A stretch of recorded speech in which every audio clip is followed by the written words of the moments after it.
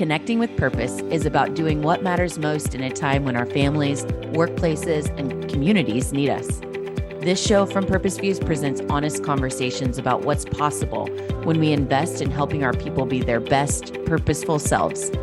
You'll hear the challenges of making those investments and tips for reaping their rewards. This show is designed to help people-first leaders like you create the impact you seek. Let me introduce you to the purpose-driven and real-talking hosts, Mark, Neil, and Nell.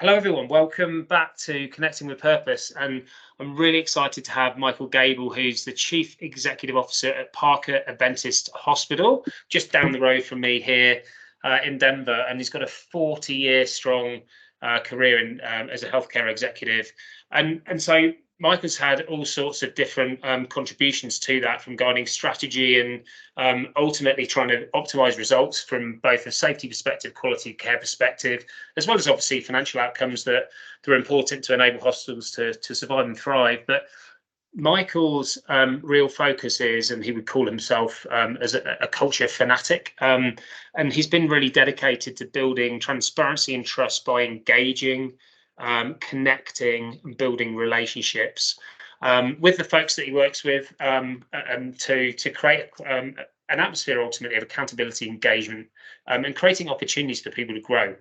And so part of being a culture fanatic and bringing that to life, Michael has a real passion for values-based leadership, and that's probably what we'll dig into. But first of all, Michael, welcome and thank you very much for being here.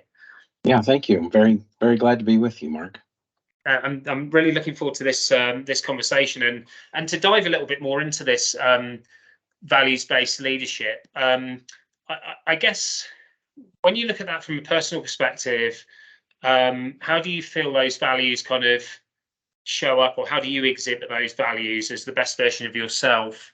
And what impact do you see that having, if you like, on the people you work with or beyond?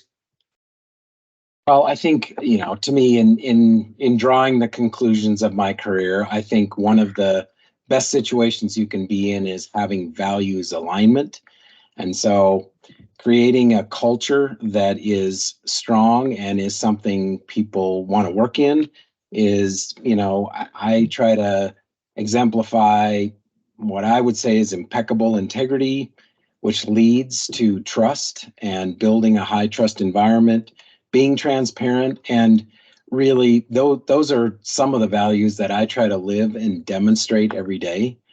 And so I think how that shows up is really about creating a strong environment that people enjoy working in and having people connect with those values. And then you see people that will, I say, go to the ends of the earth for you because they enjoy the environment and they will work hard and try to do their best in that type of environment. Yeah, I love that, and the impeccable integrity and how that builds trust, and transparency obviously helps foster trust as well, in addition to being its own kind of key element of an open culture.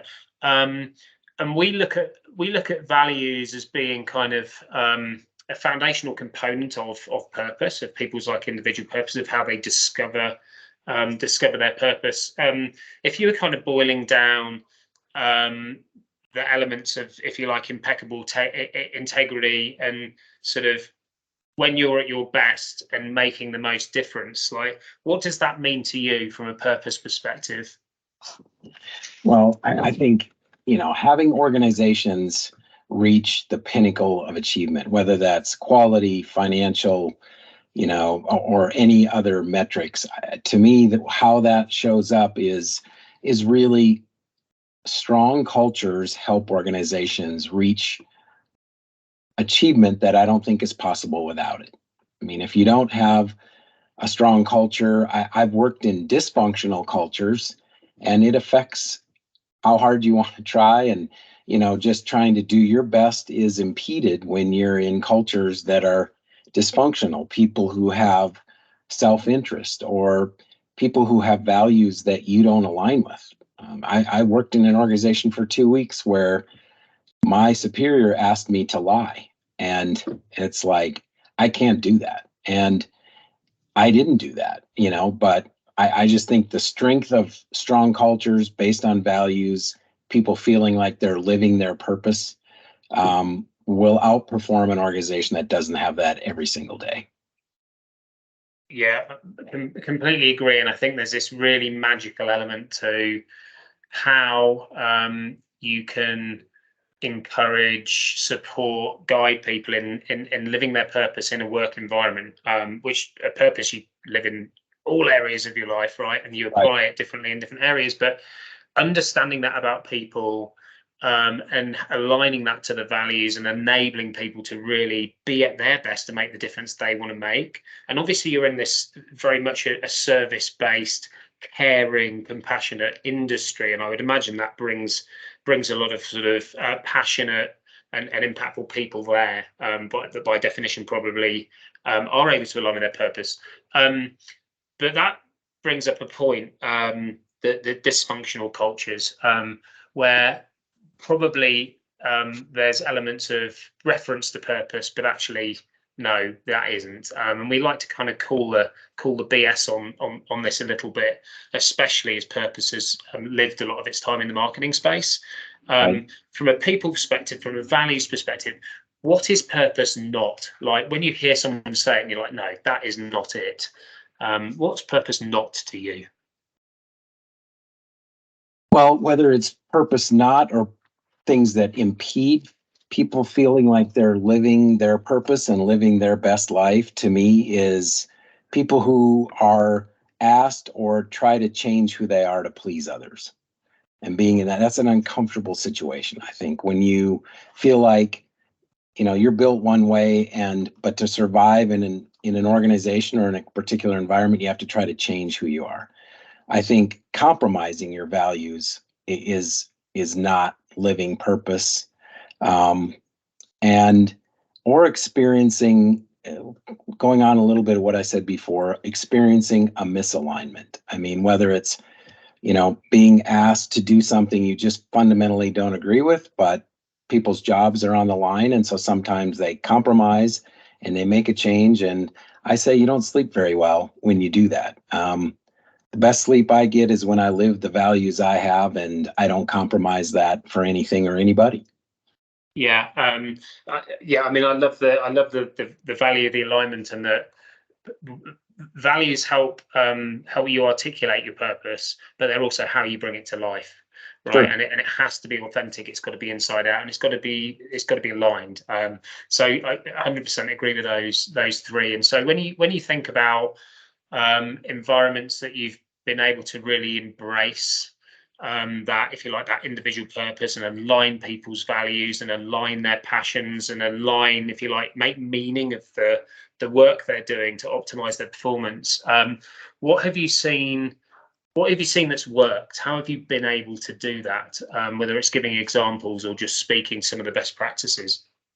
Yeah, I mean, I think one of the ways I've seen that is I've worked in some financially distressed organizations, and one of them was a long-term care organization that actually ended up in bankruptcy. And I'm quick to say I'm not the one that put it in that situation, but I was the one that was left standing to take the company into bankruptcy. And so we had a corporate office staff that knew that someday their job was going to absolutely end, the company would be sold. That's where I think I learned that treating people well, having alignment, creating an environment, high trust, high transparency. People stayed there until the end, and we had to go to court. We had to ask the court to actually give people 3 months worth of stay pay, and nobody left. And all their jobs ended at some point, when the company was sold. But that's where I've worked in other organizations where one time we released payroll, and the bank of the hospital I was at did not think we had enough money in the bank. And so they didn't honor the paychecks. And I had people coming back to the hospital saying, hey, my paycheck was no good. Nobody quit, nobody left. I was very transparent with them as to what happened. And people that I thought would come apart said, hey, whenever you can make my check good, I'm fine with that. I was like, wow. And so that's what it becomes. People will put in extra effort and go to the mat for you, versus an organization where they don't have that connection. It's dysfunctional, and people aren't gonna go the extra mile because they don't feel like there's any reward for that. Yeah, I mean, it's almost like that kind of unreasonable loyalty and commitment that you wouldn't, even was surprising to you, having had people's backs and treated them well. And that speaks to the value, the value that comes from that. What does that look like? Like, how do you actually do this? Like, how do you integrate trust and transparency? How do you kind of embed that in the culture? What's the top tips on that from your perspective? Well, I think tip number one and rule number one is you have to demonstrate it. I think you cannot demand culture and then not demonstrate it. So if you want transparency, you have to be transparent. If you're in a meeting, somebody asks you a tough question, you don't dodge the question. You give them the full truth and everything that you know.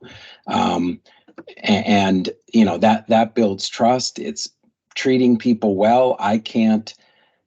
I believe people in the organization I'm in right now, Parker Adventist Hospital, they watch how I treat my senior management team. If I don't treat them well, that's sending a huge message. And we have, multiple levels of leadership. We have senior management, we have directors, we have managers, supervisors.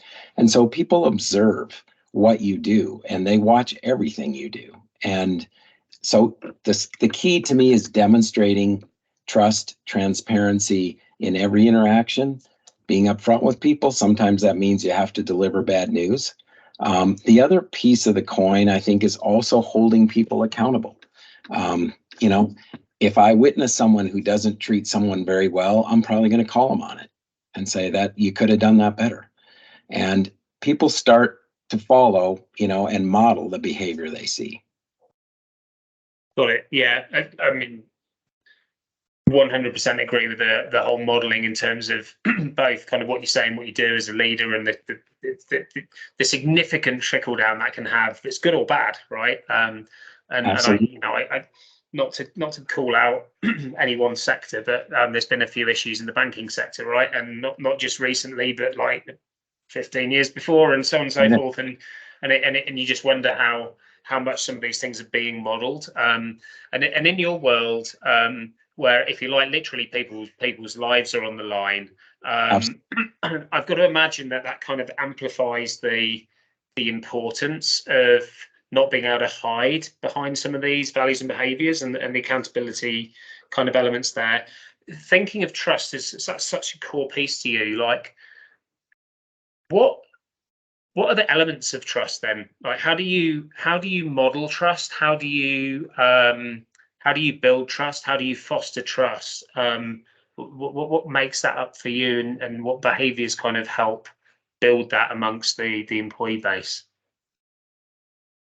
Well, I think, I think it is being frank with people. I mean, whether it was in the example I gave about me going through bankruptcy, where we were in bankruptcy for 2 years, and employees were very skittish at first about, do I stay here? Do I depend on this company? So I gave them updates, and I used to go to federal court frequently, actually to the federal building, Northern District Court of Illinois. And I would do updates after that court appearance. Sometimes it was weekly, sometimes it was biweekly. And one week I did not get on the phone and give an update. So I would do something as simple as, in that day it was recorded voicemails, and then people could listen to it. And there was one week where I said, I don't have anything to tell the group. And somebody said to me, then tell them that, instead of skipping it all together. And so I've learned you can never give people too much information, I think.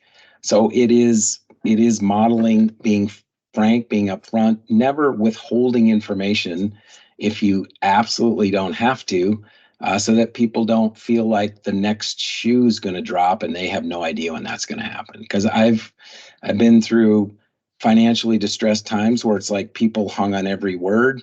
I had vendors that if I if I said I was going to pay them, when we were financially distressed, they questioned our ability to pay. And if I said I was going to pay someone, I darn well better do it. Because when you're in financial trouble, people are going to doubt you, and you have to try to build trust even in that environment. So it's following through with what you say you're going to do, keeping your word, giving frank, sometimes blunt information, but if it's the truth, people can handle it. Yeah, I think there's obviously various elements of trust, but demonstrating, modeling the openness, being frank, holding people accountable. I think there's an element of care there as well, like compassion and caring for the other people on the other side of the other side of the equation. Whatever you want to call that, whether it's compassion, respect, like there's a bunch of different ways, but and part of that, like having that sort of compassion, maybe having some empathy for understanding where other people are coming from, requires some form of kind of connectivity between people, right? Like, yes, Sure. questioning and other things tactically, but by understanding like what your employees care about, like what they believe in, what are their drivers, like what are things that you've seen that have worked, that have really kind of helped unearth this like sense of best self, and the positive energy that comes along with that helps build trust and performance and passion and impact and other things as well. Yeah, I mean, I think, in the healthcare industry, we have gone through, the pandemic like everyone else, and seen things happen to our business that I had not witnessed in my prior 37 years of leadership, of, changing direction quickly, having employees who have seen a lot of death. I mean, and I think they have looked for, are we real? Are we, do we care? So doing things to thank them, free meals, bringing in mental health professionals to walk the halls, trying to look for ways to thank them, to show our care and concern. And, we've had a situation where we had the loss of an employee very suddenly. We brought in other nurses to take their place so that those nurses could head home, because the information was shocking and stunning to them about the sudden death of one of their coworkers. It is about showing compassion, and we try to do that in a number of ways. By a lot of times it's a simple thank you. Some days it's buying lunch for part of our team that is having a rough day, and I mean, that goes miles. Sometimes just showing up. I try to do rounds on weekends at night with a food cart, and I tell them the food cart's a diversion, but I'm really there to find out how they're doing. And, the old people don't care how much until they know how much you care is a very true statement. And, there's many ways you can show that, but I think that all wraps into trust and transparency and knowing that you care. And if somebody's having a bad day, or needs time off, I'm always very open with my direct reports to say your family comes first. There's nothing we can't cover. If your family is in crisis, that's where you should be. Even most recently, having one of our leaders who had to make a quick trip out of town called me, apologized. I'm trying to get back there. I called them and said, that's where you need to be. Don't worry about getting back here. Nothing earth-shattering is going to happen that we can't handle. So I think showing concern, obviously, not just for the employee that shows up at work, but for their whole being, their family, it's all about building that total package of people knowing you care about them. That was a great point, Mark. And then they will work very hard to do the best job they can. And yes, we are in an industry that has, people come to us incoherent, can't make decisions for themselves. There's not too many other industries where you put your life in someone's hands. That's a high calling. And that is what we try to demand, and we try to show compassion so people will turn around and show that to our patients, because our caregivers cannot do a great job with our patients if they're not being treated well. it doesn't work, and the research will tell you that all day long. Yeah, I mean, it's the I mean, in our world, in completely different setting of supporting people, we talk about live it to give it. There's never an activity or an exercise we'll ask somebody to do that we haven't done ourselves, and or a question we'd ask them to answer that we wouldn't have considered. And obviously in your industry, it's the stakes are a whole nother level. But the approach, the methodology, the ethos, if you like, is still the same. And so when you think about those are the foundational elements, right? There's the trust and the compassion and the care that sits behind it, that upon which you can build performance and the results that you're looking for, and the impact that you're looking for the organization to have and maybe be recognized for.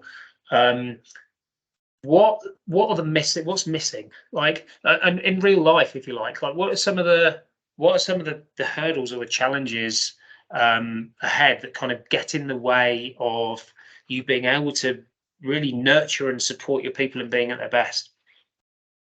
Well, I think it's, it is about tapping the talents of people. I mean, we have over 1,000 employees for our organization, and I think it's about we spend quite a bit of time with our leadership trying to teach them the same principles of, if you come into Parker, of treating your employees well, paying attention to their well-being, and trying to, so that they can give their best, actually is a challenge. I think sometimes it's as simple as getting people to speak up about their environment instead of leaving the organization. And I think sometimes people will just, maybe they assume you don't care or you can't do anything about it, so they leave the organization and go get another job. And that's frustrating to me, because there's not too many things we can't tackle. We do employee satisfaction or engagement surveys. We pay a lot of attention to those to try to help leaders grow and be successful. And in return, they have a workforce that's stable and gets the job done every day. And I try to preach to our team. Most days we do it pretty well, of treating people as well when they leave our organization as when they start, because you never know when an employee is going to have an influence on someone else and say, oh yeah, I left Parker, but it was a great experience and I would recommend them as an organization. So it's some of those elements for sure that are our challenges every day.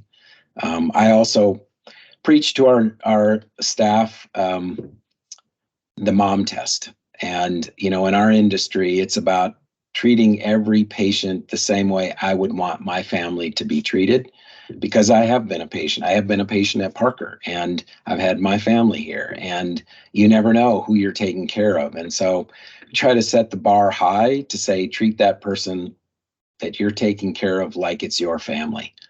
And when people do that, magical things happen. Yeah, I love the simplicity and the power and the impact of that simple statement, because of the visual it creates for people and the behaviours that it would encourage. You've referenced engagement surveys, and you've also referenced like walking the halls of the food cart, both of which kind of give you a bit of a sense of where we're at, right? Absolutely. Yep. What are some of the things on your wish list on the engagement survey? What are some of the things you'd love to see notched up, that are things you'd be willing to share, and we maybe can dive into them a little bit?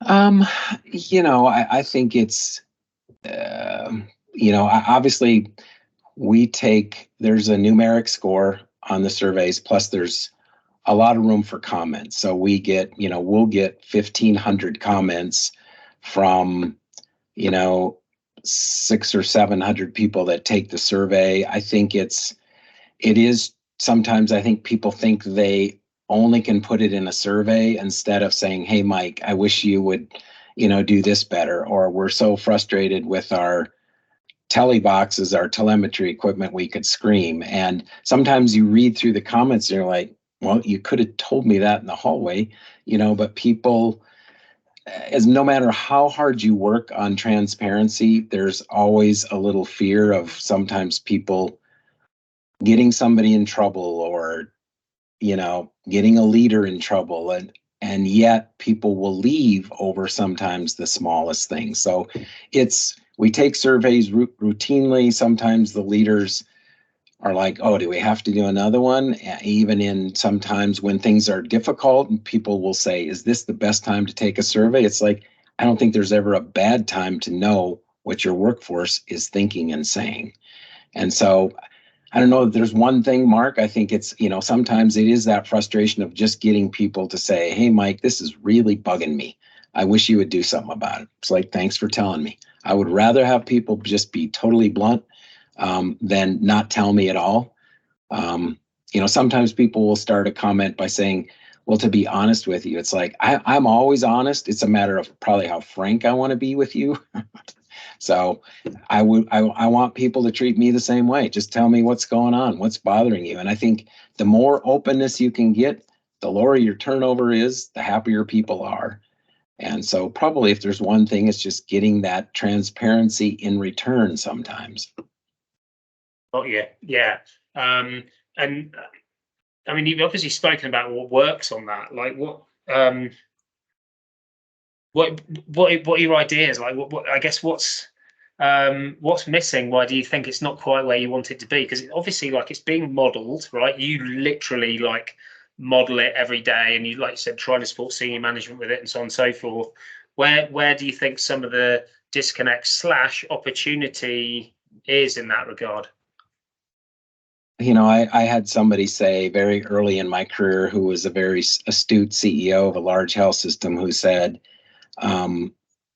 people aren't going to trust you until they know you. So, I mean, we have 1,000 people. I know some people well, some people I barely know. And so I think the more comfortable people are with me, seeing me show up, I've walked on some nursing floors and had people be brutally honest. Like, my pay wasn't right. I'm very upset with that. I want to go look at another organization. I'm like, whoa, but they told me, and I was able to fix that situation. So sometimes it's, when you have several levels in an organization, I do spend a lot of time with our leadership, because I know the more they trust me, sometimes that diffuses to their staff, and I get credit for things I probably shouldn't get credit for, but it's because of my relationship with their leader.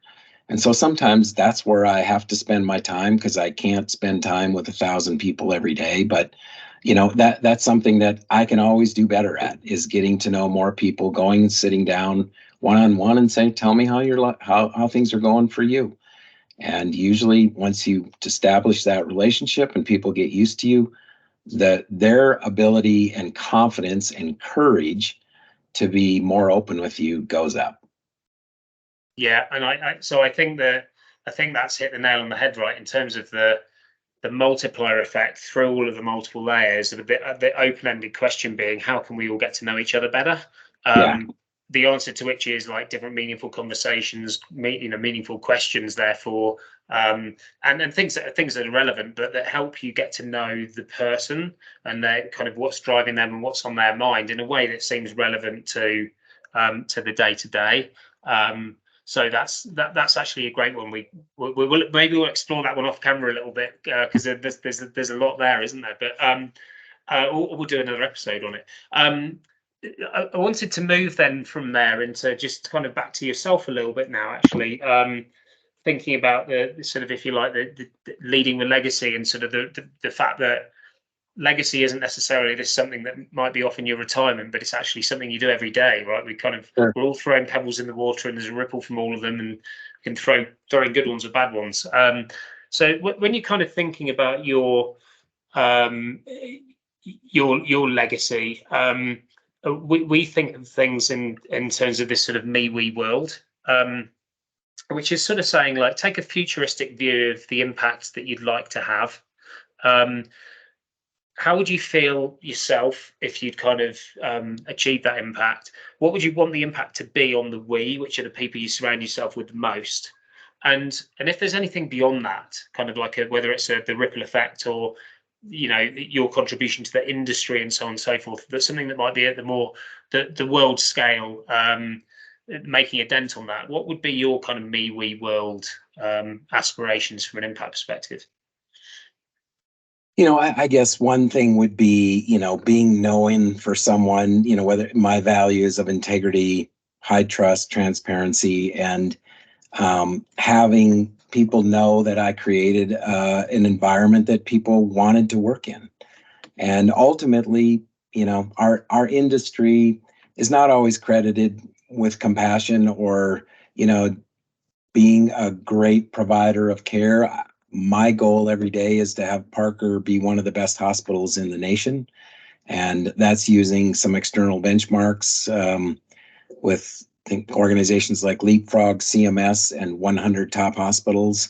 But, it's truly, I can boil it down to just within the last few days, we had a family come back who had a patient who was very ill, and he had a daughter who was having a baby here. And our team took this patient who was very ill, got him to another floor in the hospital so he could hold his grandchild. That family said to us, we tell people that happened and nobody believes us. And nobody asked the nurses to do that, and our caregivers. There was more than just nurses involved, other disciplines. I mean, to me, that's the pinnacle of somebody saying, wow, that's compassion. And that's a culture. And that comes from people wanting a culture where people really care. And to me, that's what it takes to make a difference. There's a lot of great people in our society, but sometimes people don't always see it. And so when someone thinks about my leadership, I would hope they can equate it to someone who built a culture that was cared about the people, and created a place that people loved working every day.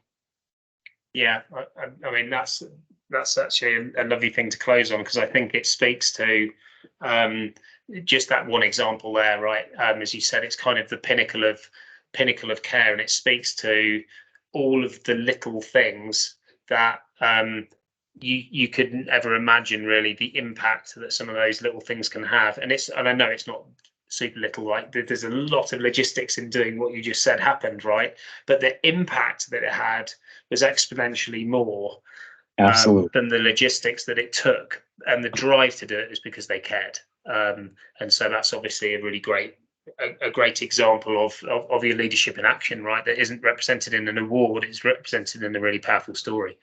Yeah, that's what we're after, and we have many people that go above and beyond every day. It's just sometimes they do it without even knowing it. That care team, I think when they were asked to do that, they could have said, "Nah, that's a lot of work," and they didn't say that. They just went ahead and did it. Didn't ask anybody's permission. Just went ahead and did it, and the family will forever be grateful. Brilliant. Well, forever be grateful, I think, is three nice words to end on. So, look, Michael, thank you so much for your time. I know you're incredibly busy and you've got a lot of important work to do there, and lots of people to take care of, both from a stakeholder perspective, right? Employees plus all of the people you're caring for beyond that. So, really appreciate your time, and thank you very much for sharing your insights on how you're aspiring to integrate trust and transparency and build this kind of culture of care, which is obviously having an incredible impact. So thank you very much. Yeah, thank you very much, Mark. It's great to visit with you. I enjoyed it very much. Thanks. Cheers.